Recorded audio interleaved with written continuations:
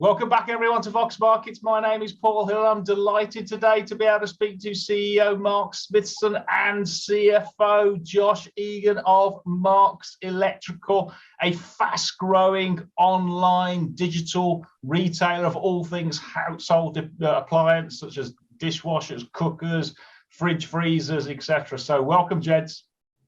You missed out televisions, Paul. Sorry, okay, tellies as well. And you missed out the fact that we sell them friendly freight. Okay.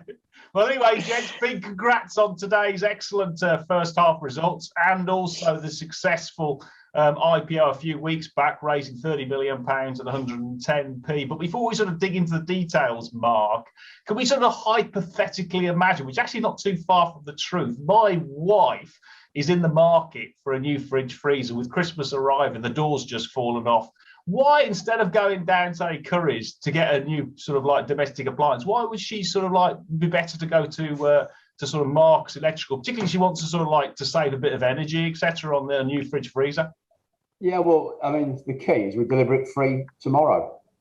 Oh, right. Most of our competition, Paul, you know, they all say they deliver free, but yeah, they will deliver free in 5 days' time or 4 days' time. We actually do deliver free. Anything over £150, we deliver it free 7 days a week. That's a key part of our business, and we deliver it with our own guys on our own Mercedes fleet. They're all Mercedes lorries, they all turn up, they're all liveried. So Pete and Steve will turn up and they do the installation. They take away the old product. You know, if you pay an extra for the removal of the old product and the installation and the packaging as well, we do all the recycling. It's all done in-house from one site in the middle of England. We deliver to 99% of the population free of charge tomorrow, if you order before 5:30. I sound like a TV advert, but that's brilliant. Do you actually do fitting kitchens? So like, or is it basically just made to measure stuff? As in, like, is it just it's fitting? You take out the old one and put the new one in. Kitchens, Paul. You don't do kitchens. You've probably done a bit of research and seen them. We used to do Marks Electrical kitchens. It's a great business, but it's very, very difficult to administer and manage and actually make a profit. Yeah. Take my hat off to Ren for doing what they're doing. It's not very easy doing kitchens. So that's why we're going to stick to what we're good at, which is selling unfriendly freight. You know, we don't want to chase the £20 Morphy Richards kettle that Amazon chase after, that you can throw it over a gate. You know, yeah. You can't throw an American fridge freezer over a gate. You need a skilled person to do the delivery of an American fridge freezer or a range cooker. You know, it requires taking the doors off the product, getting it into the house, lifting it over the hats and coats and the banister and the table and chairs, getting it into the kitchen, put the doors back on it, connect it up, and take the old one away as well. That might be on a street in Lewisham with cars behind you and it's pouring down with rain on a Friday night. You know, it's not the sort of thing that Amazon are ever going to be any good at doing. And that's why we stick to what we're good at, and we're doing it very successfully. And the only problem we've got is that no one's heard of us. Yeah, well, you may be getting a call from my wife, I'll tell you, because the last one we put in, we had to fit it and we had to take the old one away. So that sounds perfect. Now, Josh, just in terms of the tremendous growth, I mean, it's sort of, you got 78% like-for-like growth in the first half, with revenues going up to sort of £37.5 million. What's been driving that top line? Is it, I don't know, market share? Is it product availability? Is it just great customer service? What's sort of the levers are sort of like really knocking the ball out of the park? Oh, that's a great question, Paul. And we actually grew at 78% last year, and then we grew at 78% in the first half of this year. So an impressive coincidence. And I think really what we managed to do during the first half is, because we did so well during the COVID period, we benefited, from that COVID tailwind, like a lot of online retailers. What we did is we reinvested a lot of funds back into marketing.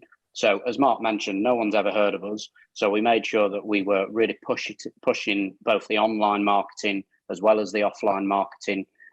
So a lot of work around Google, a lot of work around paid media, a lot of work around search engine optimization as well, really trying to improve ourselves. We're now on the first page on Google for a number of generic terms. We were never there in the past. And also we ran a TV campaign, Paul. So we did a TV campaign with Sky in the month of June First time we've ever done a nationwide TV campaign. And we saw a really good uplift in traffic as a result of that. Really, really strong sales. And that's how we plan to grow, basically. We've grown our market share from 1.2% at the end of last year to 1.5% at the end of the first half. And really, our ambition is to, try and grow that market share through brand awareness. We offer a great customer service, really good, our own delivery fleet, as Mark mentioned. And it's just about getting us in front of more customers, doing more TV, more online media, really trying to get more people to have heard of us. So Mark, you're knocking the ball out of the park in terms of the top line growth. You've effectively doubled your market share within about 18 months. All your other retail competitors have been really struggling with product availability and sourcing and all that kind of stuff. They haven't been able to satisfy their old level of demand, never mind double. How have you managed to do that? That seems like a magician. Yeah, well, it's not easy, Paul. Anybody running any company will tell you that acquiring stock is not an easy thing to do. It's not simple, but you've got to have a close relationship with your top brass at each supplier, which we have. It's a real key part of your business. Through the pandemic, I grew the stock from 4 million to almost 14 million. So right. 4 to 14. You couldn't get stock, apparently. There was no stock available. No one could get anything, yet we managed to grow our stock. But, it's all about, ducking and diving, making the phone calls and texting and WhatsApping and pursuing your suppliers, because, the more times you keep asking, you'll get to the front of the queue eventually. We've just had 10 loads booked in by one supplier, and before they'd even booked them in, I'm saying, look, we'll take another 10 loads, next week, please. And they're like, well, hang on, you've just had 10 loads. I said, no, we need 10 more. Even though we don't. I know we won't get 10 more straight away. It's all about keep asking. And because we've got a nice spread of brands as well, good premium brands that we do already deal with, we've got a good connection there. It really is a key part of our business, acquiring the stock. It's not easy to get hold of, but you've just got to keep working at it. And what's the longer term sort of like logistics supply chain strategy in terms of that balance, getting us obviously the supply and demand all sort of in sync, etc. Is that tied in with your IT systems as well? I know you've got a really good sort of software in there as well, haven't you? We have, yeah. Well, our back end systems are very complicated. I built this business thinking I was a bit misguided, I have to say, thinking I could run it myself, almost completely on my own, which was, so it meant that we've got a lot of programmers, coders who wrote the software. So it meant I could do all the ordering, myself, which was great. It's very simple to order from our suppliers, and they've got great systems as well, which ours talk to. So it's easy to order. We could scale this up. You could triple the size of the business. I could do all the ordering myself. That shows the quality of the back end of our systems, which, when it's all written in-house by your own IT guys, it makes a big difference. Yeah. And then Josh, can you just take us through some of the key highlights from the first half then? You've just talked about sort of like, say that you've talked about the growth, but talk about the margins and the cash generation, etc. Yeah, thanks, Paul. So, 78% revenue growth, as mentioned, 8% EBITDA margin, which, we're very proud of. We have a good profitable base. We're aiming for a little bit more for the full year. So we've got an opportunity to increase that a little bit in the next 6 months. Really good cash conversion, tiny bit of a one-off, but we had a really strong cash conversion of over 200%. So generating, free cash flow of nearly £6 million. And, we would say that a more normalized cash conversion is probably going to be in the range of about 90 to 100% year on year. But I think, as Mark talked to from an operational perspective, we've maintained stock levels at around 11.5 million versus where we finished in March 21, even though our sales are up. So we've improved stock turn quite considerably, which is great. But throughout that supply constrained period, we've maintained our stock levels. And on top of that, we've also increased our delivery capacity. So delivery capacity is also up about 58% in terms of more vehicles and more drivers. So how have you managed to recruit more vehicles and more drivers, Mark? Last December, Paul, I ordered 28 new Mercedes lorries, vans. Oh, well done. And trucks, yeah.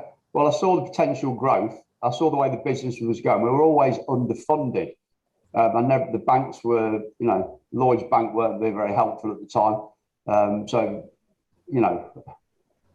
Sorry, in answer to your question again, I've slightly got it wrong there. But yeah, so I ordered a load of extra new trucks, getting drivers. We've grown the drivers from 40 to about 100 now.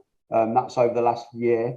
So it's not easy, but if you're paying the right level of salary to people, you will attract the right guys. Yeah. And that's what we've done. So that's made a big difference. Yeah. Okay, so that's sort of like the first half is done. How's trading in October, Mark? How's that sort of stacking up at the moment? Because obviously we're heading into sort of like Black Friday. In fact, my wife's going to be in the market. She might well be giving you a ring later on. Yeah, let's have a phone number and we'll. Yeah, well, as I say, fit an 88-inch TV in the front room, Paul. Oh, just a fridge freezer would be good. But no, how's October? October's a record month for us. So we're off to a good start for the second half of the year, and this is traditionally the busy time, as every retailer knows. So we're seeing good sales already in November. There's been a bit of discounting started, but to be perfectly honest, with the constraints of supply, you're going to see a lot less discounting from the manufacturers. There's less deals around because they can't get the stock, the semiconductor issues. It's no surprise that it's slowed down the supply of stock. So therefore, with less stock, it means that there's less discounting. So it all helps your bottom line. Yeah. And what about the rest of the year, Josh? How are you sort of tracking? You mentioned that the margins maybe sort of like ticking up slightly from the first half, but sort of like as we go into that important sort of Christmas trading period and also New Year, I guess, as people sort of like still kit out their house.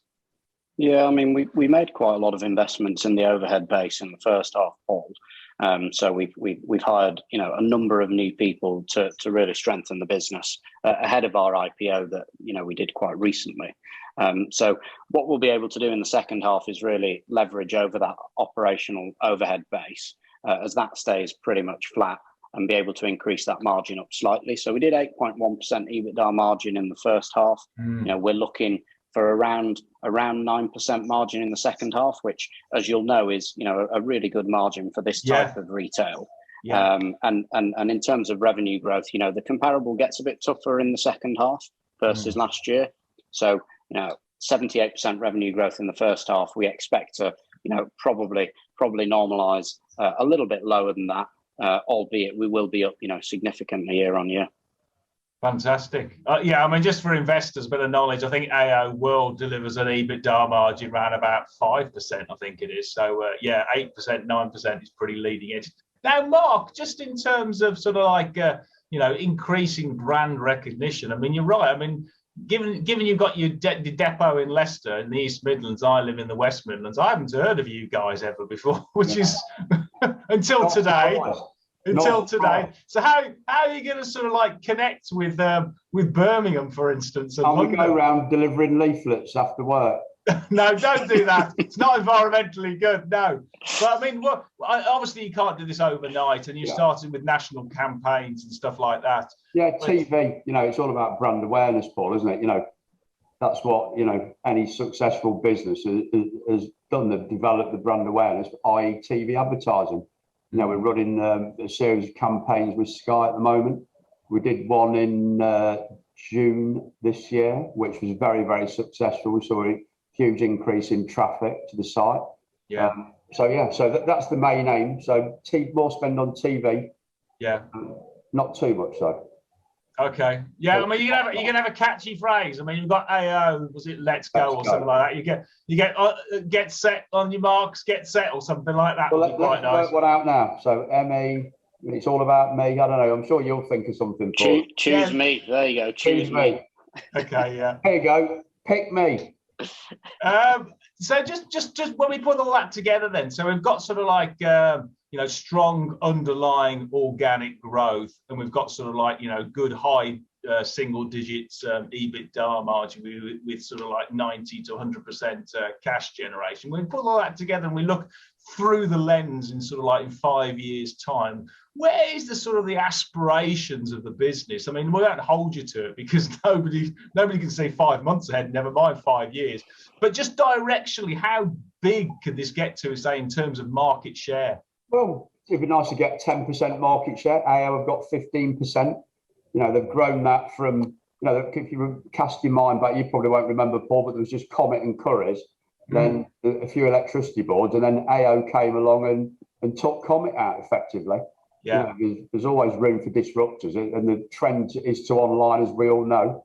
And people just want a simple shopping experience. And we think we could get to 10% market share. And that would be about half a billion turnover. So that's five, because it's a 5.3 billion pound market. So that's plus TV's another 2.5 billion, Paul.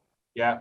So, okay. So effectively, we're looking at over 500 million pounds. And on that sort of level, Josh, you'd be looking at sort of your 9% EBITDA, would you? Because you get economies of scale. Yeah, I think 9 to 10%. Then, Paul, I think you'd get even better, you know, operating leverage over that overhead base. Yes, you'd have to hire a few more people to deliver those kind of revenue numbers, but we still try and stick to being lean in the back office. But we'd want to continue spending on marketing and advertising, you know, and just growing our brand, basically.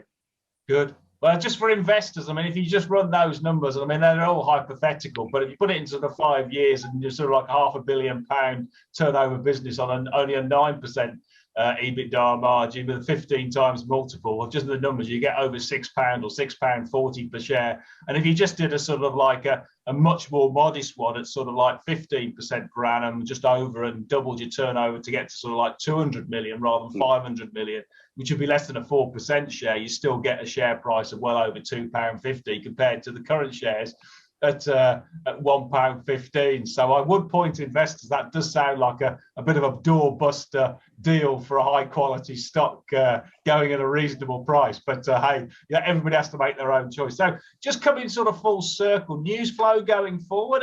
What sort of like investors sort of expect? Will there be a trading update after the Christmas sort of like period, Mark, do you reckon, or? Josh, do you want to take that one? Yeah, we may well do a trading update in January, Paul. You know, we'll have a think about that close to the time, and then our financial year end is March. So we'll definitely be doing a short trading update after March once the year's finished, and then obviously full year results will come out during the summer. Brilliant. Okay, well, thanks very much for your time, gents. Massive congrats on the successful IPO and on the first half results. You've certainly set the bar high for the whole of the industry, because most online retailers are really struggling against their comps, and to hit the sort of 78% in the first half. It's easy for us, Paul. We've got a small number to start from, haven't we? You know, we've got a very simple business model. We've not got to dismantle a business. We've not got lots of warehouses and stores. We've got a nice simple model, and it's easy to grow. Mark, you're too modest. You are too modest. That is not easy to do 78% twice.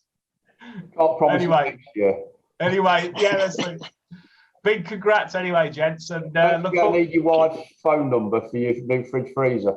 She'll be on the phone, don't worry. She'll be on the phone. So yeah, best of luck, guys, and speak to you going forward. Thanks very much indeed, Paul. Thanks, Paul. Take care. Thank you. Bye-bye.